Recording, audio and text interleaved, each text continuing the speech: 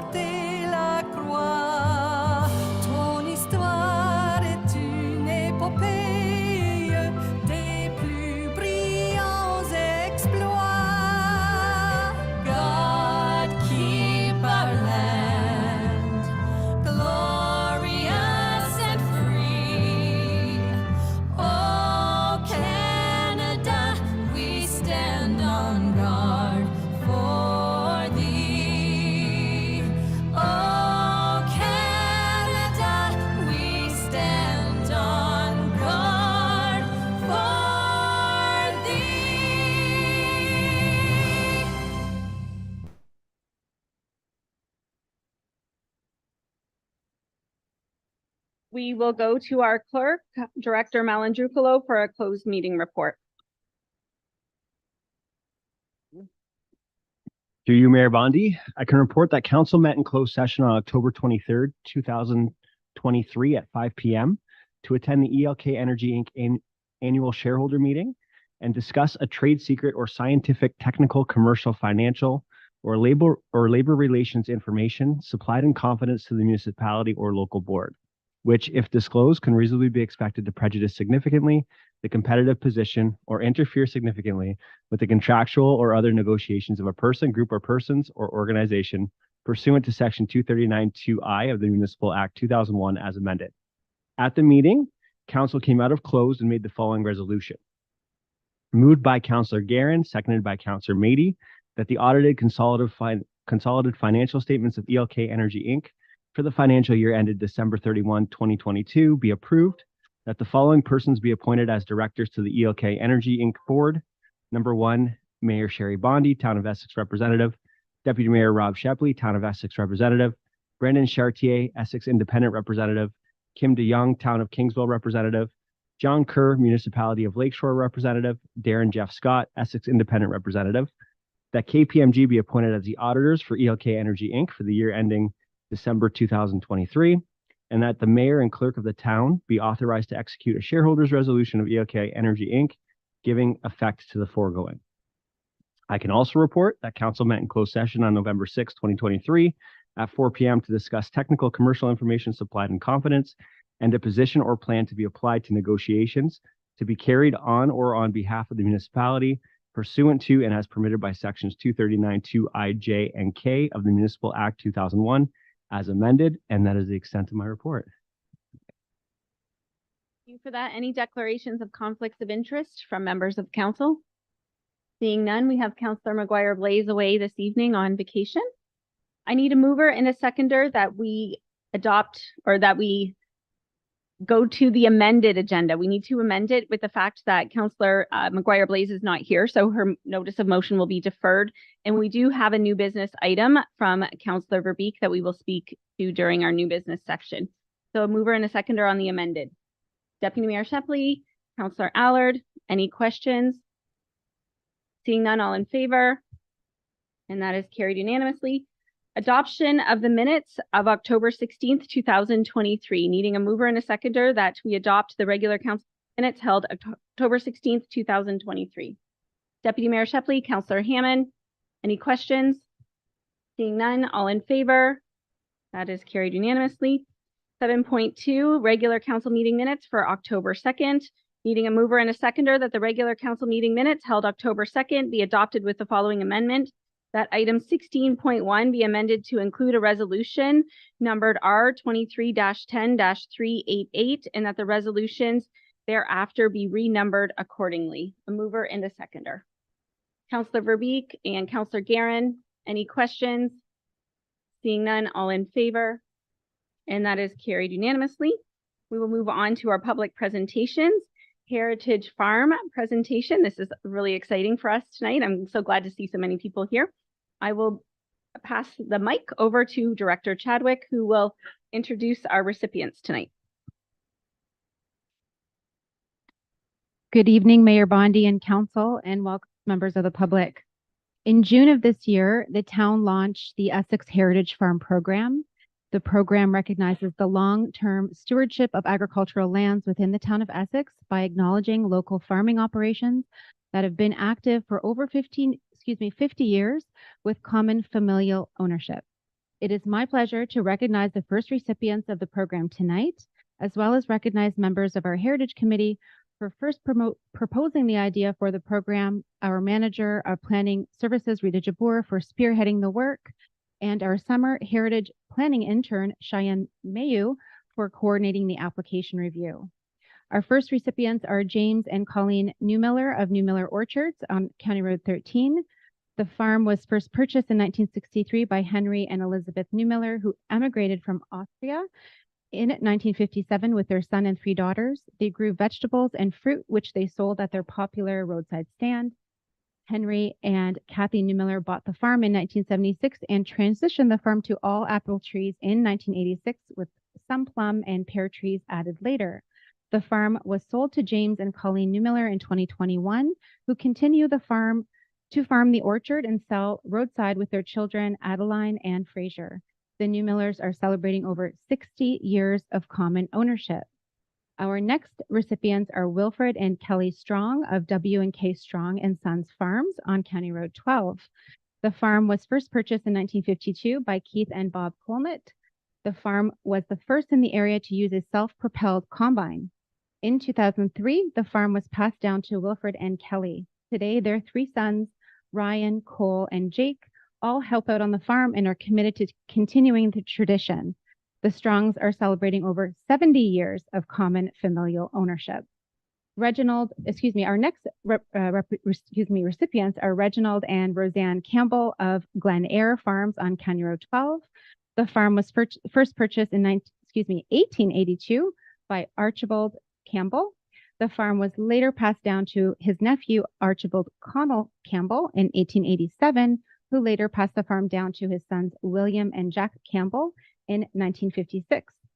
William's wife, Shirley, inherited the farm upon their deaths and passed it down to the current owner, her son, Reginald. Currently, the farm operates, or rather rotates, between soybeans and wheat, but an important part of the farm's history comes from the sugar beet contract made during the 1930s. Jack Campbell related that German prisoners of war would arrive with a guard to manually harvest the beets throughout the 1930s. In exchange, Reginald's grandmother, Lydia Bell, would provide the prisoners a meal while they worked. The prisoners did not attempt to escape since they were well treated and found purpose in their work. The Campbells are celebrating over 141 years of common familial ownership. And then lastly, our next recipient is Richard Levergood of Levergood Farms on County Road 50. The farm was first purchased in 1861 by Jacob Levergood. The area was named Comet at the time. Jacob later passed the farm down to his son, Ori Levergood, who then passed it on to his 3 children, Malcolm, John, and Mary Levergood. Malcolm and John farmed the land together, growing crops such as wheat, grain, and corn. They also raised livestock and for a short period of time in the 60s grew tomatoes for Heinz. They first purchased their tractor in the 1940s, a John Deere, and it drastically changed how they farmed. Malcolm passed the farm to his three children, Patsy, Ann, and Richard. Richard and Barbara Levergood later became the sole owners of the farm, and the Levergood farm is celebrating over 160 years of common familial ownership. Other notable recipients who could not be here tonight include Mike and Amy Flanagan of Heirloom Farms, celebrating 78 years, Luke Dufour of Dufour Farming, celebrating 86 years, and Jack and Walter Housen of Housen Farms, celebrating 96 years. Thank you, Mayor Bondi. Thank you, Director Chadwick. And it's so nice to see all the agricultural familiar history in our neighborhood. So I think what I'll do is, for the folks that are here, is I'll call them to the back. We'll give them their plaque, and then we will go out in the hall and have some photos, of course. So the new Millers, Janie and Colleen, you want to come back here and grab it, and then Mark's going to snap some pictures out in the hallway. Strong and Sons.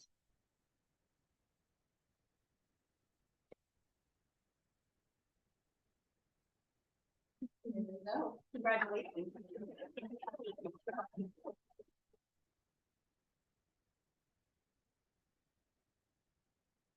W and K Strong and Sons. Do we have a representative here? Okay. Glen Eyre Farms.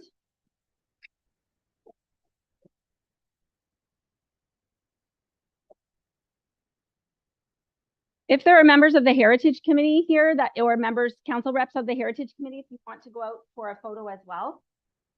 And the Levergood Farm.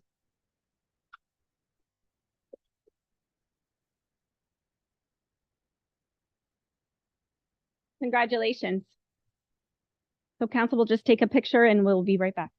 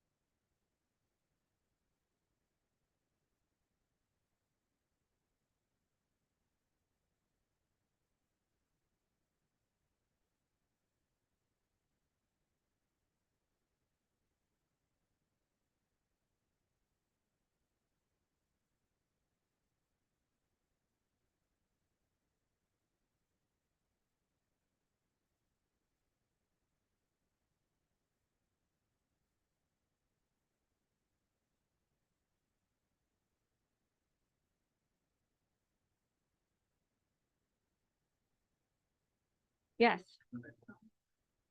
Thank you to everybody that submitted our Heritage Farms, and thank you to the Heritage Committee who came up with that idea. What a success that is, and it's so great to see so many long-term farms in our town. Moving on to public presentations 8.2, Lori Brett is going to speak to us about the naming of Beeman Drive. Welcome, Lori. Just go back to the podium and turn on the mic. You know how it is.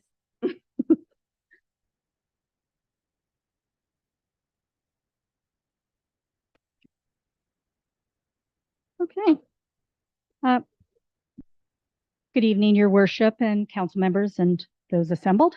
Thank you for the opportunity to speak tonight on another matter of historical significance. I'm going to hit you with a few more facts and a few more quantity of years. So you might recall that I appeared before council earlier this year, and I was honored to receive one of the Community Heritage Preservation Awards. And in earlier times, I owned the Essex Free Press. Then I worked for the town in 2 different capacities. And in recent times, I've chaired the town's Municipal Heritage Committee. And earlier this year, I published a book on the early history of Essex called The Rising Village. So I'd like to explain why I'm here tonight by telling you about a council meeting that happened on March 3rd, 2014. So at that time, I was the manager of communications for the town of Essex, and I was seated with other members of the administration when council recognized Evelyn Couch Burns as the recipient of the Lieutenant Governor's Ontario Heritage Award for Lifetime Achievement. It's a prestigious award that recognizes exceptional contributions to heritage conservation. And to my knowledge, no one else from Essex Center has ever received this award.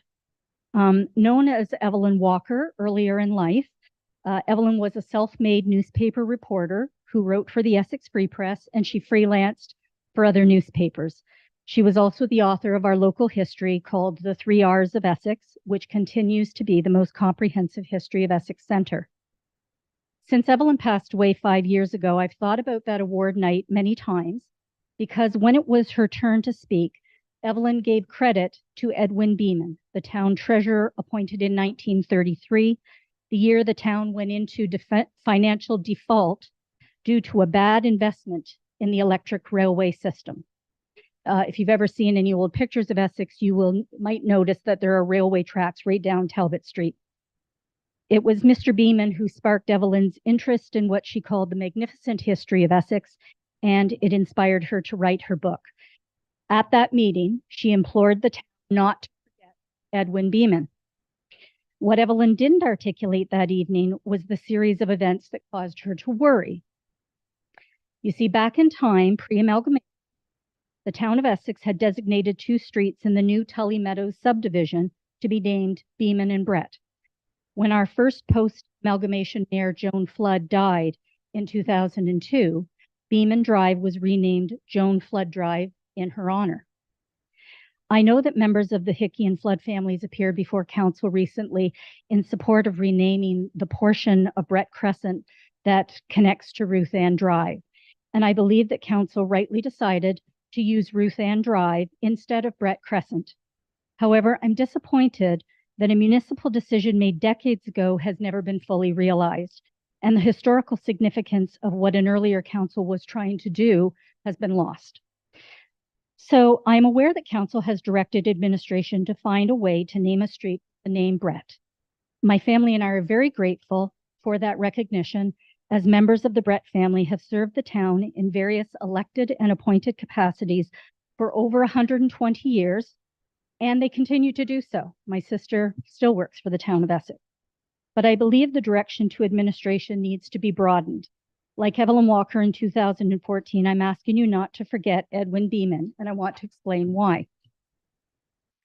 From 1891 to 1928, Edwin Beeman's father, W.D. Beeman, served as town treasurer and was also a local magistrate. He was a justice of the peace. A few years after his father retired, Edwin Beeman accepted the position of town treasurer. It was a job that came without a salary. Mr. Beeman was paid through a commission he received on the taxes he collected. According to Evelyn Walker's book, he received $18 the first month, which was less than the relief dole he could have received without the job. Property owners had a tough paying their taxes during the 1930s, so Mr. Beeman devised a plan by which people could make 10 equal payments over the course of the year. It became the model for many other municipalities, and the town of Essex continues to use a similar system today. When he retired in 1965, Edwin Beeman and his father had provided 74 combined years of service to the town. Like the Beemans, the Bretts have a long history of service to the town. My great-grandfather, Richard Ruddy Brett, was part owner of the Essex Free Press when he became the town clerk in 1906. Prior to that, he'd been elected to county council. At that time, county council was elected, and he served as county warden in 1904. When the elder Mr. Beeman died in 1928, R.R. Brett became both clerk and treasurer. 5 years later, his son, my great-uncle Ken Brett, took over as the town's clerk treasurer, and it was Ken Brett who hired Ed Beeman. And it was Ken Brett and Ed Beeman who guided the town from default to prosperity over the course of 32 very difficult years that required them to manage town finances alongside Depression-era welfare programs and Second World War rationing. They both retired in 1965. So when a light was shone on Brett and Beeman during the pre-amalgamation years, our elected representatives knew both families and understood the significance of naming streets after them. So I'm here tonight to ask that you do the same by resolving to honor Mr. Beeman with a street name. Thank you very much for your time. Thank you, Lori. It was kind of topped off the heritage plaques. We got some urban heritage now. It was good. I could keep listening to you. It was really interesting to learn more history of our town. So we need to have a motion that the delegation be received, and if council members have further direction, I will take that in a motion as well. Councillor Guerin. Supported by Councillor Verbeek. And I believe Miss Brett was asking that we put Beeman on our list, like we have Brett for a street name. Okay. Supported. Any further comments or questions to our delegate or to members of administration? Mr. On the resolution, that in accordance with paragraph 3 of bylaw number 601, council in its discretion deviates from the names listed in Schedule A and Schedule B to such bylaw 601 and directs administration to consider Beeman Drive for a future road name.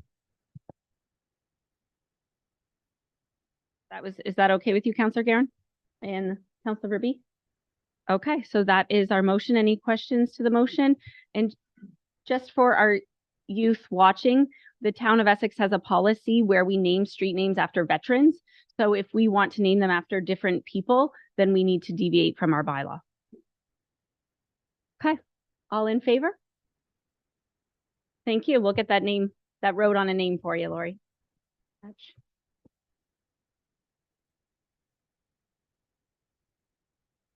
Councillor Verbeek.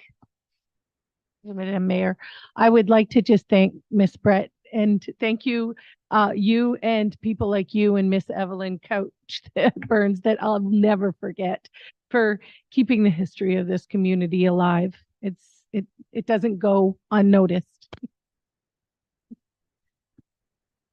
Have to leave.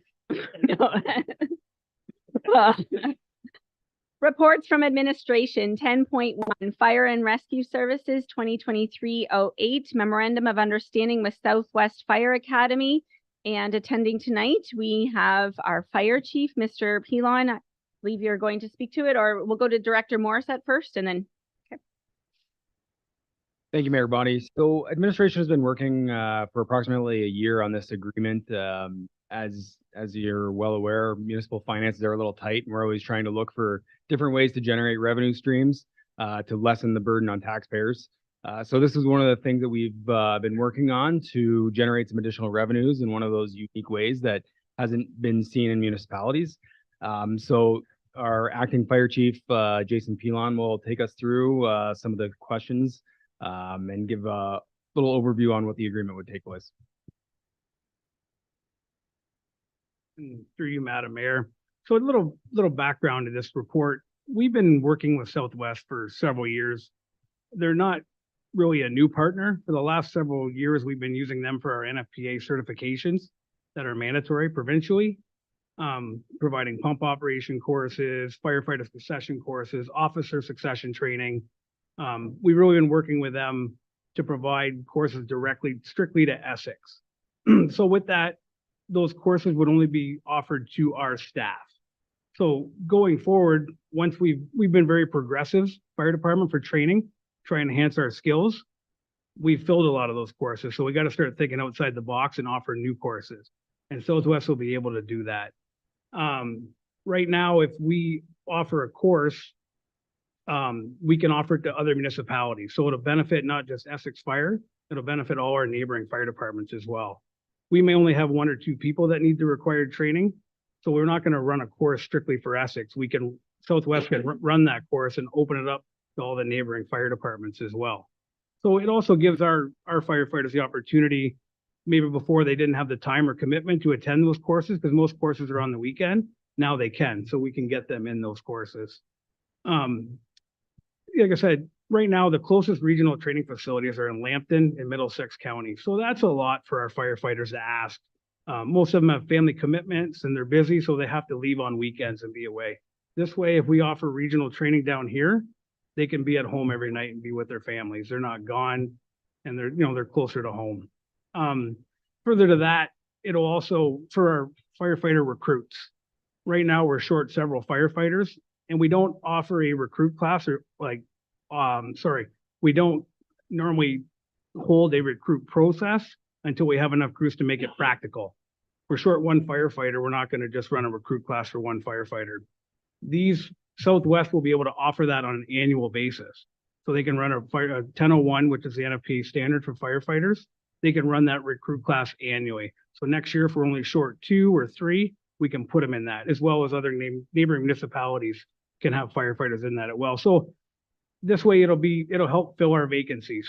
So normally keep our complement of firefighters up. So at the end of the day, it helps with safety, ensuring we have enough people to respond to calls. I think going forward, our firefighters hold themselves to a high standard. They want to train, they want to get better, they want to provide the best service possible. And this partnership would definitely benefit the fire department. Thank you, Chief Pilon. It seems like such a win-win. So we'll get the report on the table and then we can speak to it. That Fire and Rescue Services 2023-08 be received and that council approve entering into the attached memorandum of understanding between the town of Essex and Southwest Fire Academy for firefighter training. And if council has any questions, Betsy Bond is also on the screen and we can ask questions of them as well. Deputy Mayor Shepley, is that moved? Supported by Councillor Hammond. Any questions or comments from members of council? Deputy Mayor Shepley. Thank you, Madam Mayor, and through you. I'd like to thank our Director Morissette and our acting chief for looking at these opportunities that come for not only our firefighters, but also the regional thinking behind looking after our fellow municipalities. I think it's a fantastic thing, and I'm glad to support it.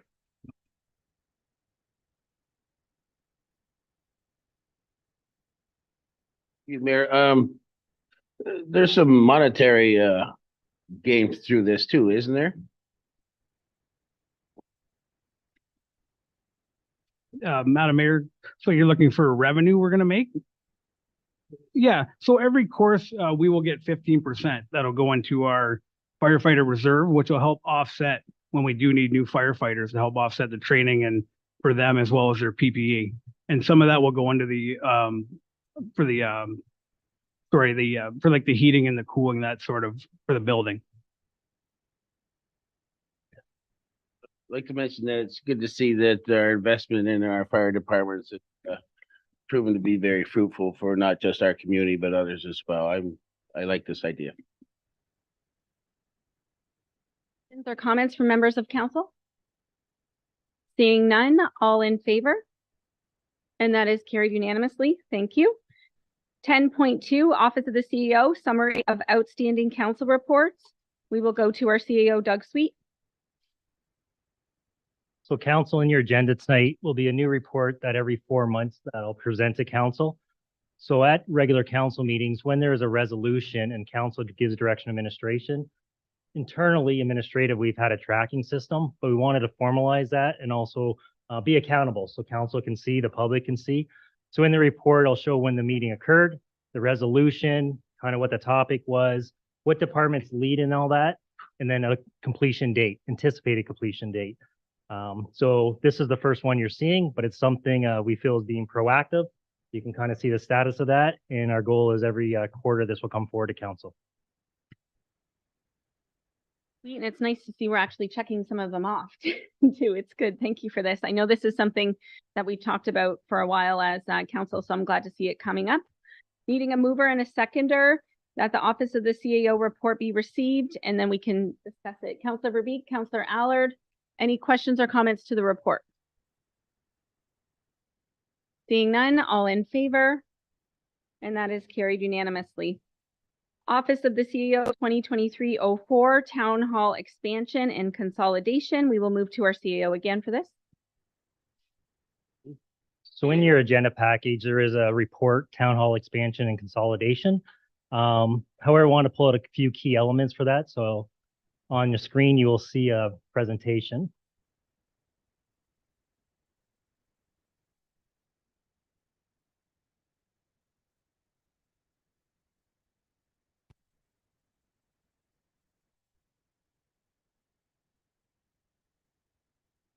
Okay, next slide, please. So as I mentioned, this report is in the council agenda. We're looking for council approval in developing a business case for funding town hall expansion and consolidation plan on the current town hall footprint. I want to provide some background information to this council and kind of just go over the recommendations that are also in the council report. Next slide. So in 2016, council approved funding to have an office accommodation assessment completed for Town Hall and the Gesto office building. An RFP was issued and Stevenson Engineering was retained to do the assessment. The purpose of this review is to allow council and administration to understand the financial resources that would be necessary to maintain the existing facilities at Town Hall and Gesto for the next 5 to 10 years. The scope of the RFP was to prepare a detailed report detailing the current conditions and expected maintenance costs for Essex Town Hall and Gesto, as well as prepare an office accommodation review for Essex Town Hall and the Gesto office building, and what would be required to combine the staff into one facility. So a little history on the two facilities. So you can see there where we're at now. Essex Town Hall was built in 1967. It's a 56-year-old building. At that time, it was built for a population of approximately 4,000 people, acted as the town hall for Essex proper and the Essex Police Station. We're at currently 10,000 square feet. We do have 41 full-time staff that are in this building. And we have the 4 current departments of corporate services, office of the CEO, infrastructure, and the mayor's office, and where we're at now, council chambers. The Gesto office building was built in 1964, 2 years older, so 59-year-old facility. At that time, built for Colchester North Municipal Building, approximately 6,300 square feet, has 15 full-time staff, development services admin, planning, building and bylaw, and economic development. So that was important to pull from the report some key background for a lot of the council members. So based on Stevenson's engineering review, the existing buildings do not meet the current program and space needs. Currently, the physical disconnect between staff and offices create physical barriers between and within departments. That needs to be enhanced and improved for better office layouts and accommodations. In order to make the operations of the town of Essex run more efficiently, it is necessary to improve communication and relationships by consolidating all major departments and division into one facility. And also to renovate, based on the Stevenson reports, approximately 21,000 square feet would be required. And in that would include offices, meeting space, council chambers, storage, and staff areas. So since that review happened, just kind of some steps that have occurred. So based on the Stevenson recommendations, the previous council took steps to allow for future expansion. They moved Top Park, which used to be to the north, I guess here, and moved it to the Essex Center splash pad location. They also purchased a former daycare property adjacent to Town Hall to allow for additional parking if there was an expansion. In 2021, during the pandemic, the government also provided grant funding to municipalities to kind of enhance their facilities, provide separation for staff and the public.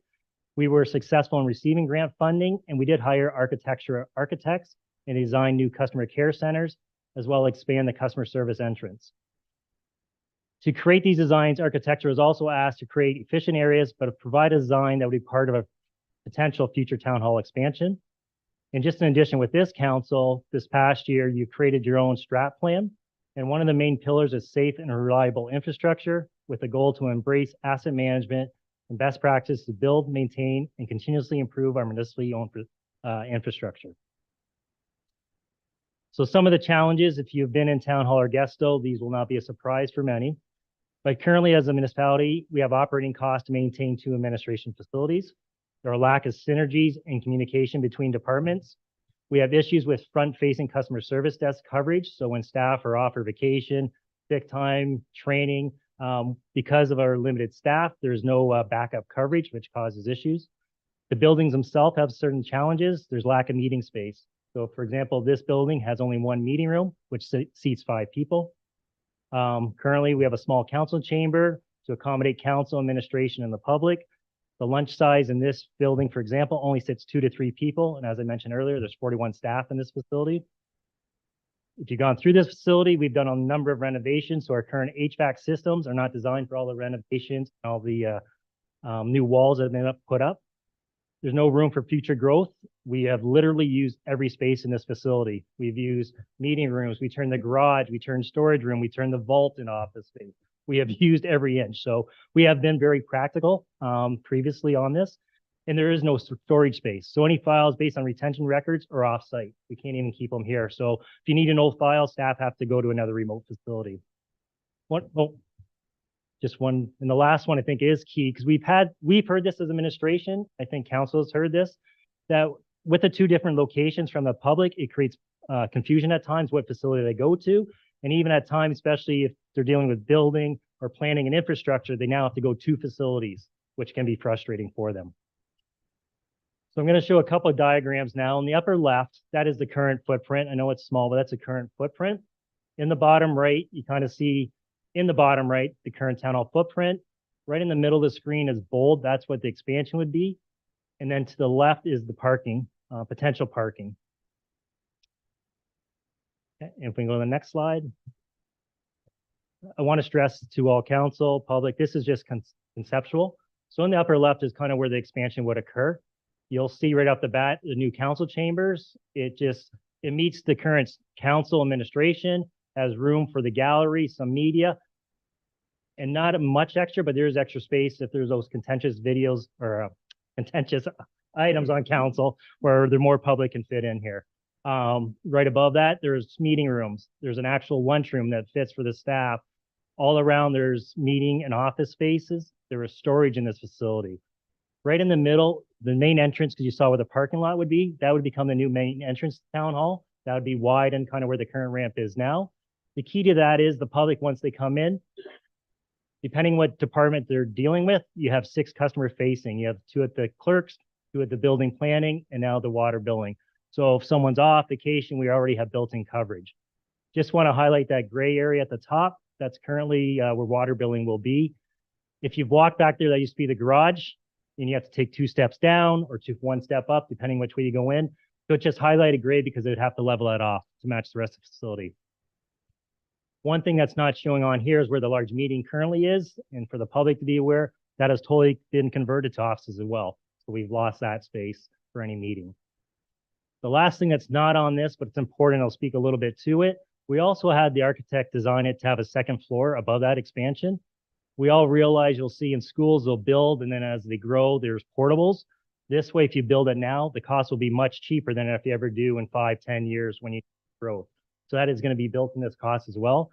Don't need to fix up the 2nd level, but it's part of the design. Next slide. Just want to talk a little bit about the financial part of it. So based on architecture architects, the concept plan, in 2023 dollars, what I just showed you with the 2nd floor would be between $5.5 to $6 million.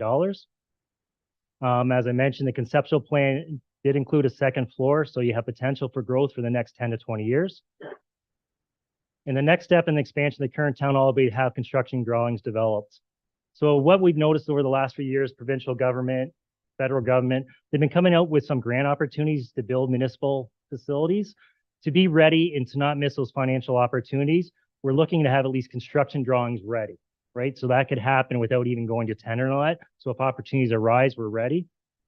We would recommend that we have our architecture continue with their work. They've already done laser as-built drawings when they did the previous renovations. So we look at them to do these construction drawings. I think the last slide. So this is in your council report, what the 4 recommendations are. And I did want to stress, we're not asking council to approve an expansion or town hall tonight, but we're looking at to go through these 4 recommendations, and I'll go through each one of them. So this first one is to receive the report.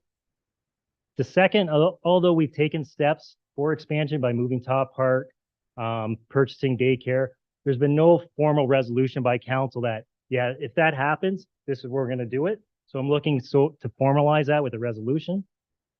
The third is to direct administration to actually develop a business plan. So we kind of have a high-end budget. How are we going to fund that? So we want to go away, come back probably in the spring with a business plan and how we potentially come up with a funding model to have an expansion. And part of that would be consolidation, where we look at selling Guesto office building, and any sales would that go towards capital costs. And the final thing, as I talked in the financial section, we'd be looking for approval from council to allow us to go ahead with construction drawings with Architectura in the amount of just under $400,000. So we could be ready if there's any opportunities, and working with our finance, we do have funding in the landfill reserve to cover that cost. So that's an update on the report that's in the agenda. Kind of took out some key elements, but free to ask any or answer any questions that council may have. Suite, questions or comments from members of council to our CAO or administration? Counselor Garen. Yes, through the mayor, thanks. Yeah, question. Can you go to the last slide that was just up there, please?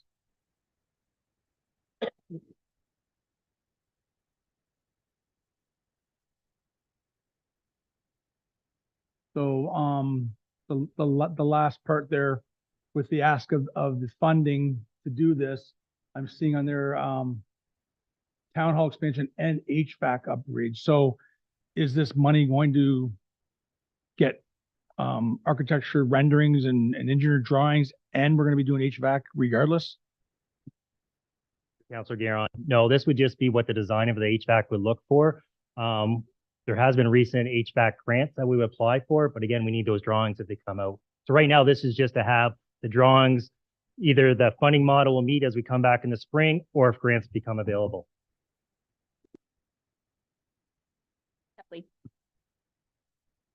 I'm just curious, I'm wondering if we're going to borrow the money from our reserve, is there a way that we could repay that with interest, like if we were to borrow the money? So at least the reserve isn't just continually being depleted.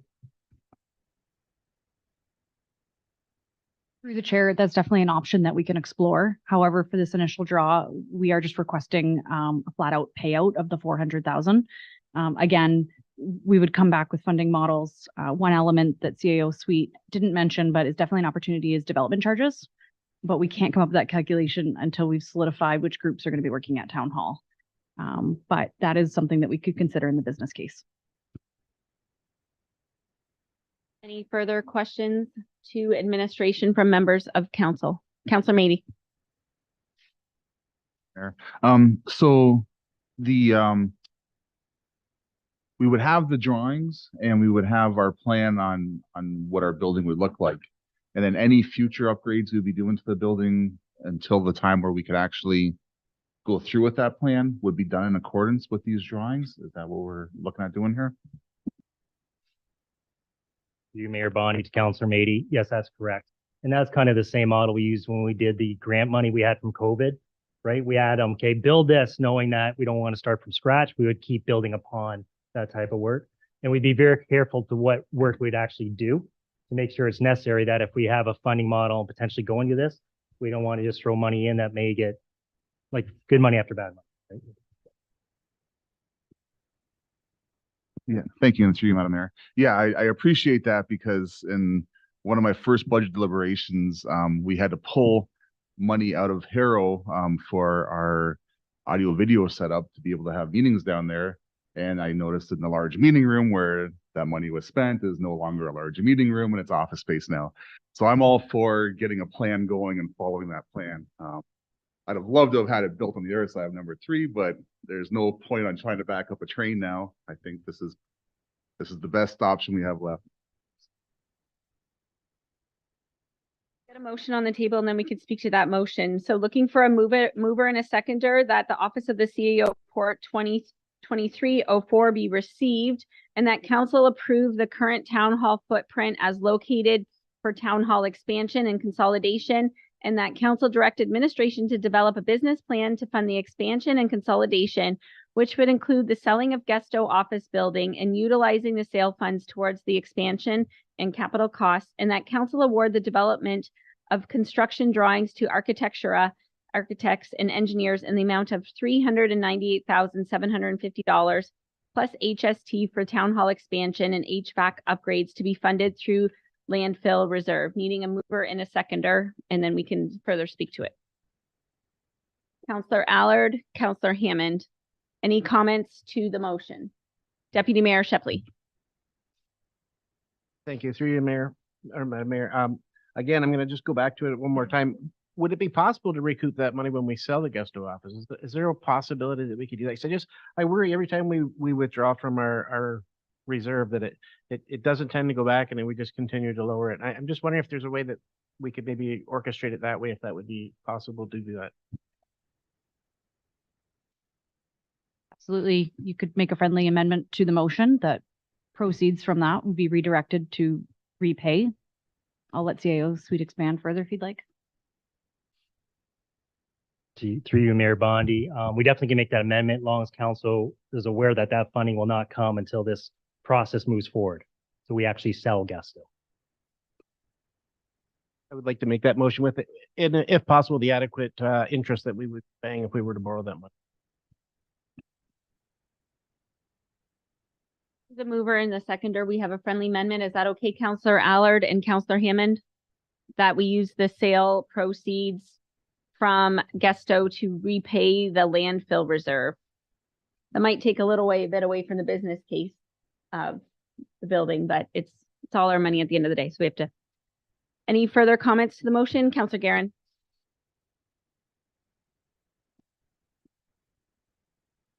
Thanks, through the mayor. Yeah, I mean, previous councils have been kind of pushing this down the road, and I know we talked about it over the last term of council as well. And for obvious reasons, it's a lot of money. But I think it's become apparent if you walk around the building and you talk to the staff members that work within the building, it is a bad workplace right now in terms of the building. So I think this we're really doing today is approving, some drawings and getting a plan in place. So yeah, I can back this. Aaron, I will also be supporting the motion. Maybe before I would have been a little hesitant to support this motion, but I think now being here, having 3 directors here and 1 off-site, I think that's kind of puts a wrench into some of the daily synergies of being in the office. I also think from a resident perspective, that customer service would be better if we're all under one roof. And I think it is a quality of life for our employees, and the HVAC system is definitely not great. And it's also the customer experience for when residents want to come to our council chambers. And I think that this is a really fiscally responsible move. We really frankly could use a whole entire new town hall, but we understand that that is not in the budget. And so it's being cognizant of our taxpayers by doing a consolidation and an addition rather than a completely new one. Any further questions to the motion? Seeing none, all in favor? And that is carried unanimously. 10.4, Community Services, Special Event Notice, Santa's Village and Essex Center BIA Santa Claus Parade, December 9th. We'll go to Director Morissette to speak to this.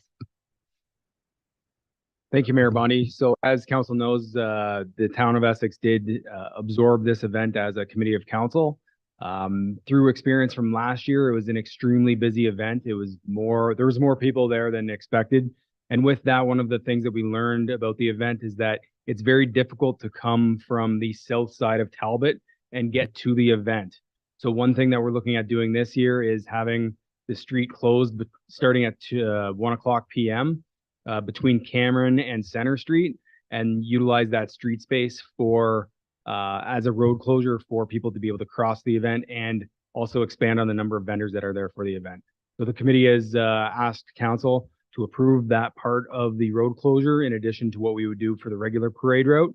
And then as the parade time would be approaching, we would make sure that the road is open for the parade to go through, and then close it off again after the parade does go. So it's really a safety mechanism to make sure that people are able to cross and attend the event in the most safe way possible. We'll get a motion on the floor and then we'll speak to it. That Community Services Report 2023-36 be received, and that council approve the granting of a temporary noise exemption for Santa's Village and Essex Santa Claus Parade, and that council approve closing Talbot Street North from Center Street to Cameron Avenue between 1 and 9 p.m. for Santa's Village, and that council approve closing Fairview Avenue West from Hanlon Street to James Street between 3 and 6 for the staging of the parade, and that council approve closing Fairview Avenue West between 6 and 8 for the Essex Center BIA Santa Claus Parade. Needing a mover and a seconder for that. Deputy Mayor Shepley, Councillor Beek, any questions to that report? Seeing none, all in favor, and look forward to it. Hopefully you're all there. It'll be fun.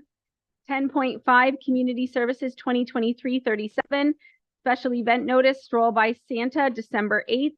Needing a mover and a seconder that the Community Services Report 2023-37 be received, and that council approve closing Stewart Street between 5 p.m. and 8 p.m. for the Stroll by Santa event, moved by Councillor Verbeek, supported by Councillor Allard Any questions or comments on the stroll by Santa? Want to talk about it?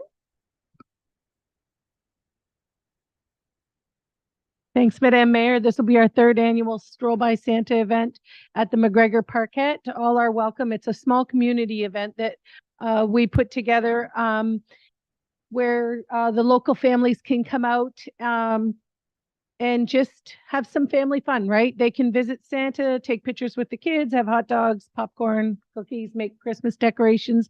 This year, we're going to make decorations to put on our tree. Again, all are welcome. And if you want to volunteer, get a hold of me. Thank you for putting on that event. It's a lot of fun. Any questions about that report? Seeing none, all in favor? That is carried unanimously. 10.6, Community Services 2023-38, Harrow Arena Canteen Lease Agreement. That Community Services Report 2023-38 be received and that council approve entering into a lease agreement with M&M Concessions for a leased space at 243 McAfee Street in Harrow for a one-year term, and that bylaw 2281 be read a first, second, third time and finally passed on November 6th. And this is for the Harrow Arena Canteen. Needing a mover and a seconder here. Councillor Mady, Councillor Hammond, any questions? Deputy Mayor Shepley. I'm just wondering, in this lease agreement, do they have the option to renew? I know we've had trouble getting that, keeping that space filled. I just wonder if they have an option to renew. Through you, Mayor Bondi, at this point, it is a one-year agreement. At the end of this contract, the concession at the Essex Arena is also going to be expiring, so we're going to be looking at consolidation of the agreements to make sure that they're matched up in terms of timeline as well. So we are going to be working on that at the early part of next year. Any further comments or questions from members of council to administration? Seeing none, I saw your eyebrow. Seeing none, all in favor? And that is carried unanimously. 10.7, Economic Development 2023-16, Building Report and Development Overview for September 2023. Needing a mover and a seconder that the Economic Development Report be received for information. Councillor Hammond, supported by Councillor Mady. Any questions? Seeing none, all in favor? And that is carried. 10.8, Finance and Business Services 2023-06, External Audit Services Extension, that Finance and Business Services be received and that council award the one-year extension to KPMG LLP in the amount of $33,862.68, including non-refundable harmonized sales tax. We have Anne-Marie Eunice on with us if we have any questions. Needing a mover and a seconder, Deputy Mayor Shepley, Councillor Guerin, any questions? Hi, Anne-Marie. Seeing none, all in favor? And that is carried unanimously. Thanks for joining us. 10.9, Finance and Business Services 2023 Capital Financing. Needing a mover and a seconder that Finance and Business Services report be received and that bylaw 2282 be read a first, second, and third time finally passed on November 6th. Deputy Mayor Shepley, supported by Councillor Hammond. Any questions? Seeing none, all in favor. You just do such a good job. We don't have any questions. And that's carried unanimously. 10.10, Legal and Legislative Services 2023-16. Read Lakeshore Dog Pound invoices. Needing a mover and a seconder that Legal and Legislative Services report be received and that council approve the transfer of funds from the Contingency Reserve Animal Control in the amount of $26,722 to fund overage for the 2020 and 2021 Lakeshore Dog Pound cost sharing, and that council approve the transfer of the funds from the Contingency Reserve Animal Control in the amount of $15,950 to fund the 2022 interim invoice for the Lakeshore Dog Pound cost sharing. Needing a mover and a seconder on this. Deputy Mayor Shepley, Councillor Allard, any questions here? Councillor Allard. Does this bring us up to date on billing? Ms. Brown. Through the chair. So the 2022 and 2023 invoices are just estimates. They're not finals. So according to what we've received, it will be up to date, but we do not yet have those final figures.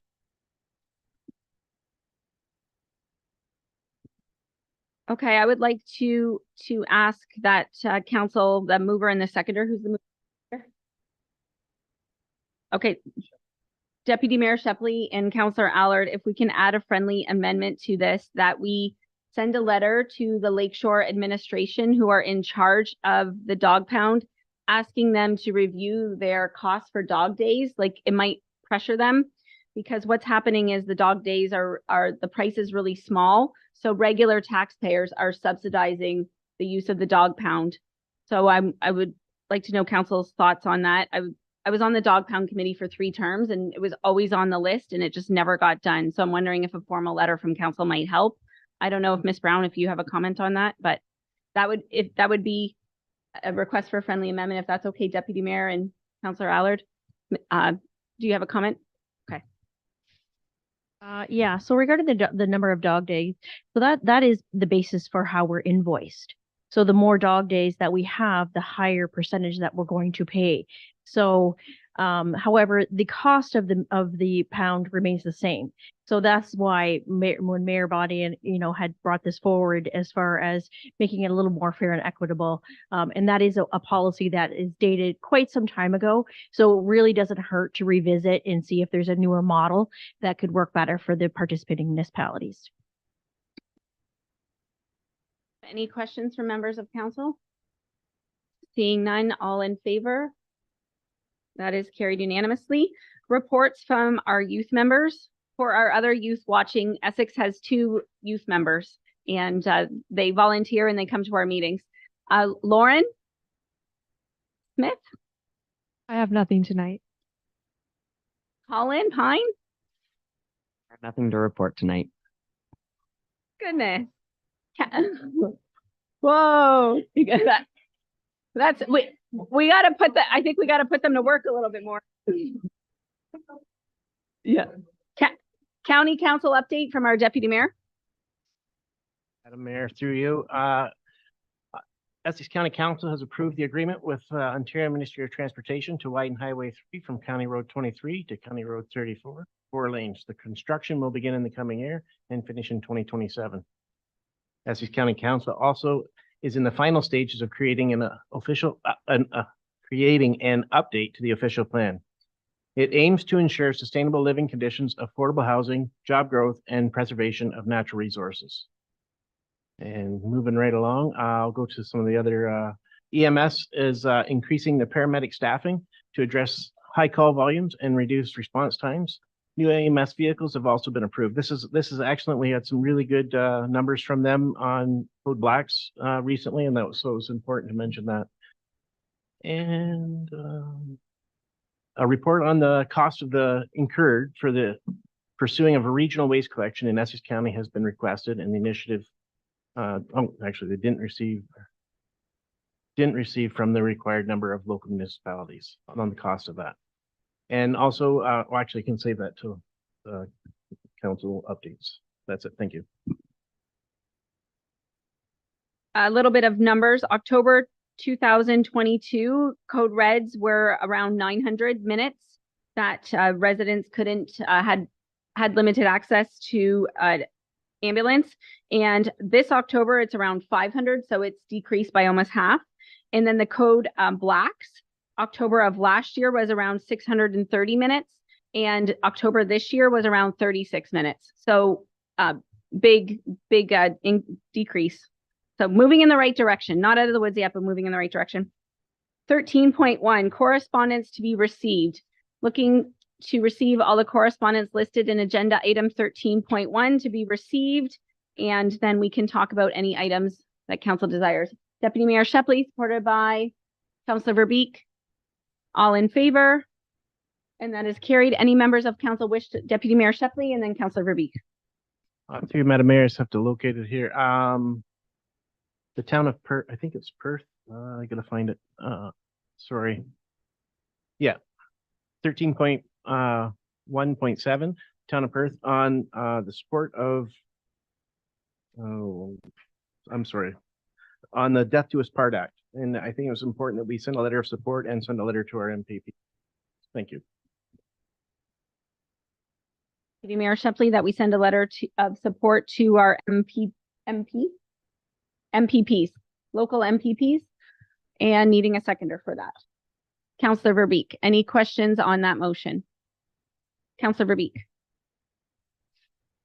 You, Madam Mayor, if the deputy mayor doesn't mind, I just to draw attention to it, hopefully other municipalities, that was exactly, I was going to do the same thing. And I hope you'll accept a bit of an amendment. I was going to ask that letters be sent to, of course, our MPP and our county council and other municipalities, because I think this is a really important act to support. It's to fix the act that's in place. This Bill 21 actually amends a small section of our Long-Term Care Act by adding rights for the residents not to be separated from their spouses upon admission. So this just kind of fixes a piece of the act that they didn't get right, and it provides people with the right to live together to end a life. So if you would accept the amendment, I'd like to send it to anybody and everybody. Okay, thank you for that. Deputy Mayor Shepley and Councillor Verbeek, any questions to their motion? Seeing none, all in favor? And that is carried unanimously. I do also just want to point out that ELK Energy is hosting a town hall for our residents in our community next Monday, November 13th, and it's going to be at the Shaheen Room. If you want to send your questions in advance so that they can prepare answers, you can do that. You can also ask questions that night. But members of council are invited if you want to go watch, members of administration and members of the community to see what investments are coming in ELK Energy.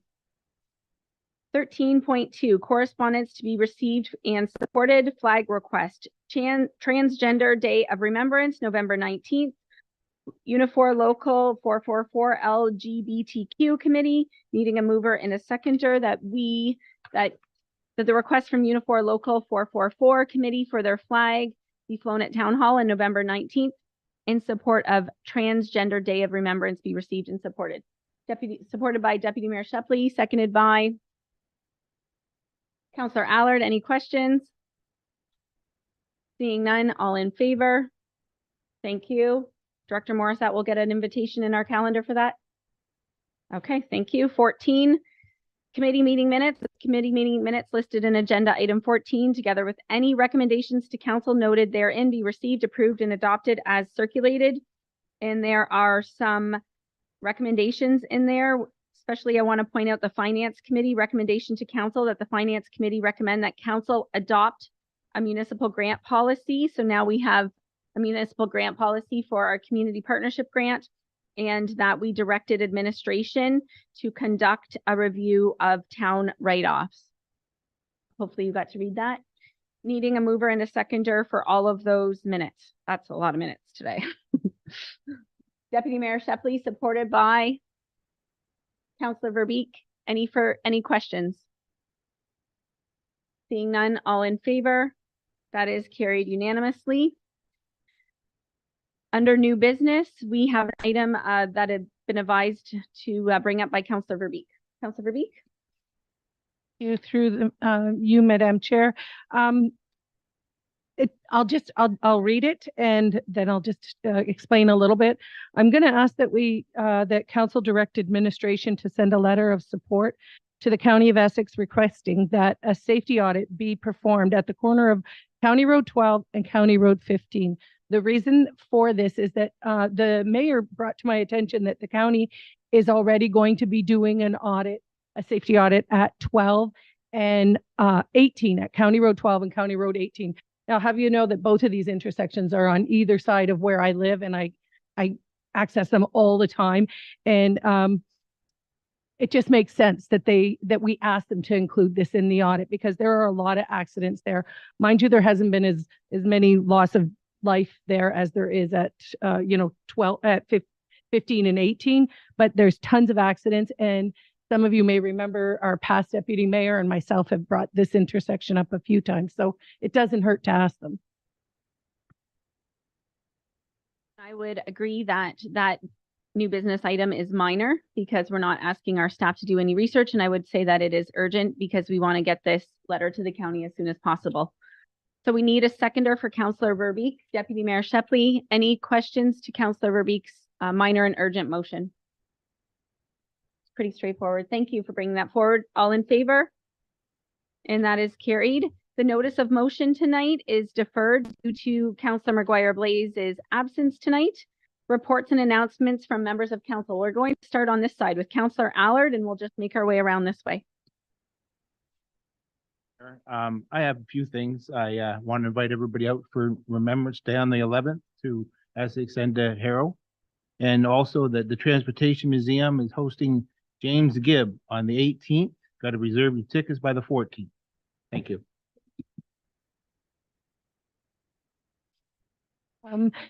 I just want to draw the attention of the public that McGregor's going to be hosting its first meet and mingle. It'll be a social night, but it's going to be an opportunity for any businesses or service clubs or groups in the area, even home businesses that want to come out and see what services are offered in your community. We already have community services from Amherstburg, from Lakeshore, Crime Stoppers, Police, Fire, and a lot of local businesses. Reach out. You're welcome to set up a little information table or just come out and see what the McGregor community has to offer. Thank you. Oh, that's November 28th at the Community Center from 6 till 8.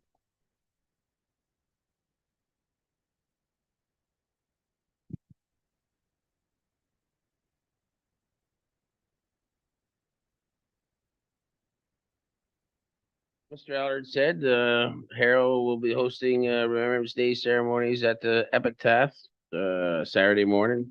So if you can attend, by all means, wear your poppy and support our veterans. Mayor, just next weekend, the 17th, 18th is the Essex 73's alumni homecoming weekend. Friday night game versus Wheatley. It's our Frank Matthews alumni night, second annual.